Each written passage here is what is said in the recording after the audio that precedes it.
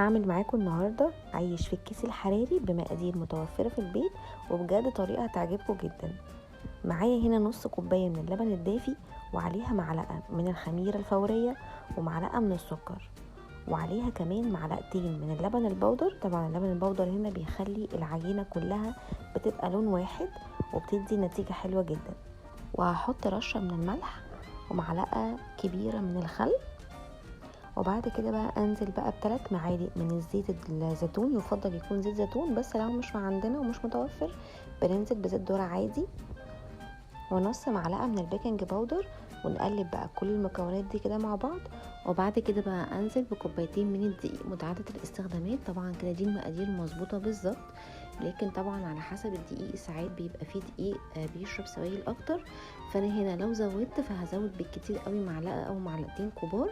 هنزل طبعا بيهم بالتدريج لغايه ما اظبط العجينه. اهم حاجه تكون العجينه طبعا مش بتلزق، لان طبعا السوائل فيها مظبوطه جدا، فهتطلع معانا مظبوطه وتبقى متماسكه شويه. وزي ما اتفقنا لو في اي مشكله بنزودها، بس يعني يا دوبك معلقه صغيره خالص. بعد ما عجنتها لمده 5 دقايق وسبتها تخمر لمده ساعه، هلمها بقى بالشكل ده كده، واعملها على شكل بيضاوي كده. واجيب الكيس الحراري واحط فيه شويه دقيق، يعني نص معلقه دقيق كده. وبعد كده بقى بحط العجينه بالشكل ده كده. طبعا دي هتخمر تاني وهتاخد يعني يعتبر نص الكيس. هجيب بقى السكينه وافتحها فتحتين صغيرين كده من على الوش عشان يبقى شكل الجاهز بالظبط. واحط برده من على الوش معلقه من الدقيق. هقفل بقى الكيس عشان ما اعرضهاش للهواء وتعمل لي قشره. هسيبها بقى لمده ربع ساعه تكون خمرت شويه وتكون ارتاحت.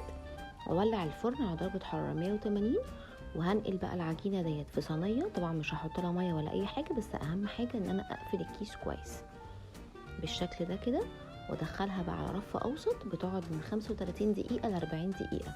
وبعد كده بفتح الكيس واحطها تحت الشوايه لمده 5 دقايق، وبتبقى بالشكل ده. بجد تحفه وهتعجبكم جدا. انا هنا طبعا دهنتها بالزبده، بس انتوا ممكن تتخطوا الخطوه ديت عادي جدا.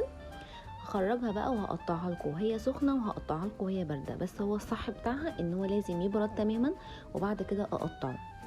طبعا بقى لازم تتقطع بالسكينه اللي هي مخصصه للعيش عشان ما يتفرولش معانا. السكينه اللي هي بتبقى مشرشره من تحت شويه كده. في الوصفه بقى بتاعه العيش دوت لازم يكون العيش بارد تماما، يعني نسيبه كده لغايه ما يبرد تماما وبعد كده نقطعه بقى. بيطلع معانا كانه توست بالظبط.